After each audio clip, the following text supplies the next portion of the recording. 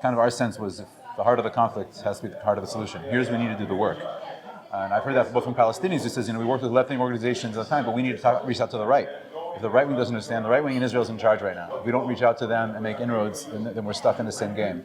So from both sides, our project people came from, and also a sense of that. You said it's right wing, right? But does my belonging to the land need to be at the expense of the Palestinians? Currently it is. We're in a zero-sum game. But how do we shift that? That's what we're here to ask.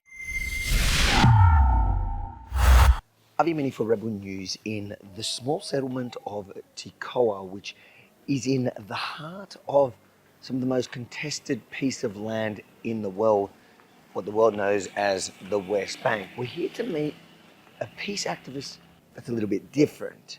He looks and sounds and believes in a lot of the same things that the so-called extremists do, but his job is to bring the parties together. My name is Shaul Yudelman. I'm the co-director of an Israeli-Palestinian project called Roots, or Shorashim Judo in Hebrew Arabic. We're a network of local Israeli-Palestinian initiatives all across Judea-Samaria, the West Bank, really in the front lines of the conflict on the border zone. Okay, so that's interesting because we often hear about people that live here and we get told that you're right-wing extremists. So, right-wing, left-wing are all modalities that are always shifting. But we are people who believe in the Jewish connection to the land. But the rabbi of this town, you recognize the conflict, and you can come here with ideology and be blind in your blinders. If you really try to be humble in this land and look what's going on here, I think you can't deny some parts of reality. And so he took this very ideological statement, which is a very true statement. It said the land of Israel belongs to the people of Israel. And he says, honestly, as a Jew, when I stand before the Creator, I don't say, this is mine. This is yours. So he shifted that to say that the people of Israel belong to the land of Israel. When I heard that about 12 years ago, in the midst of my own, after the second intifada, the violence here, losing friends, feeling constantly under threat and fire, that was a little redemptive statement, meaning it took something that was stuck in a form of exile. This is mine. That's not a holy way to think. And said, wait a sec, we belong here. I live for that. But there's other people that belong here too. Islam belongs here. Christianity belongs to this land. That's clear. If I can't recognize that, then something the way I'm looking is wrong. So that kind of started for me the process. And what's the kind of stuff that you guys actually do on a practical level? We do everything from meetings, from bringing people together, people-to-people work. We have a year-long program for Palestinians and Israelis. Yeah. We have a young adults program. It's a year-long program. We have a whole world of people-to-people, from women's groups. Last night was local religious leaders looking at things in Islam and in Judaism that are part of the conflict. Why we don't see each other? How do we reread them in front of each other? Often when we see like interfaith overseas, interfaith programs, you tend to get, the almost the left of both, whether it's Islamic or Jewish, and it becomes kind of irrelevant to the majority. Is that what I'd you're say saying? something even more. I'd say something else more. In religious interfaith dialogue doesn't touch on issues. Issues are there's definitely religious setting, but you don't touch on the ground issues, the politics, what people need. And my question is, how can you as a Palestinian be proud to be involved with this? How can Israeli be proud to be involved with this? But I'm asking, do you reach out also to those that are deemed on both sides as the extremists, or is it dealing with the ones that want to talk? Of course, there's a limit to who's going to come, but on the Israeli side, they're all religious settlers. On the Palestinian, they're all Muslims almost all Muslims in the Hebron area. Of course, everybody's gone through the process. On both sides, people sat in prison. In our youth program, I can tell you, we have a guy who came 2 years ago. He says, I came here to tell the Arabs this is our land and they should get out. That's why I came to the program. After a year, he looked back on himself, and I give you, what happened in that year. So it's obviously this is self-selection. The results from the election, does that change anything for you on the ground, or is it? Well, we'll see what happens. I was just talking with one of his. It definitely could inflame things. It could not. Sometimes the most controversial voices, when they get into the system, they have to shut up a little bit and toe the line. We'll see.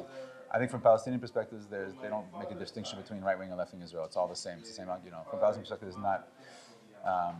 People don't really notice the nuances. I'm saying it's all horrible from Palestinian perspective. It's not like, this will be a little worse. Maybe that'll be better. Expose Israel for who they are. Like that's how a lot of Palestinians might see it. On the Israeli side, it's definitely worrisome because Ben Gvir is a really provocative person.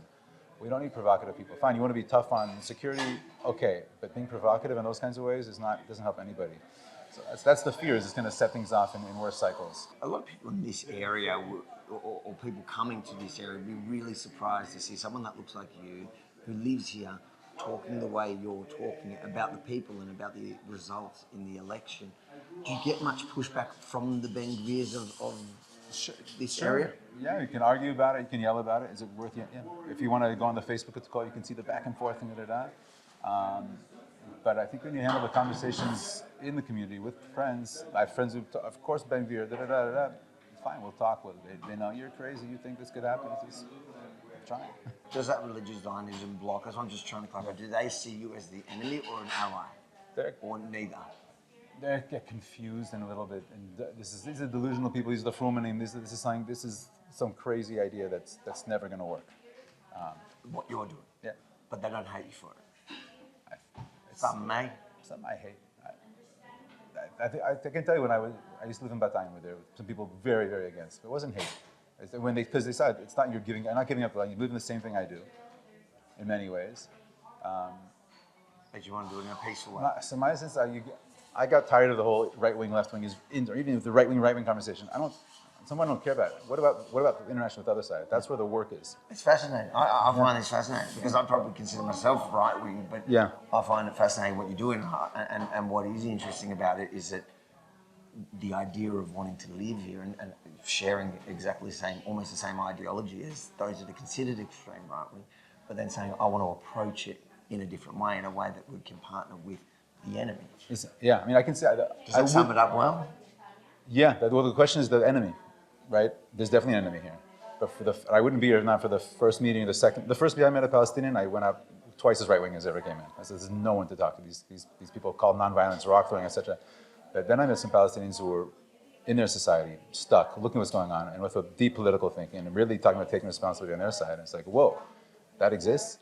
And I can't transfer that experience to anybody else. And I sat there, I met and talked. So I realized I don't have to preach, but if somebody goes and meets them, there's a lot of things happening in Palestinian society. We don't see it, we totally don't see it. If you enjoyed this report, make sure to like, comment, and most importantly, share it far and wide, because these are the voices that you will not see in the mainstream media, because it just simply doesn't suit the narrative. And if you think the mission we're doing here on the ground in Israel at the moment is important, head over to bbreturns.com and chuck in a few bucks to help us fund this journalism. bbreturns.com.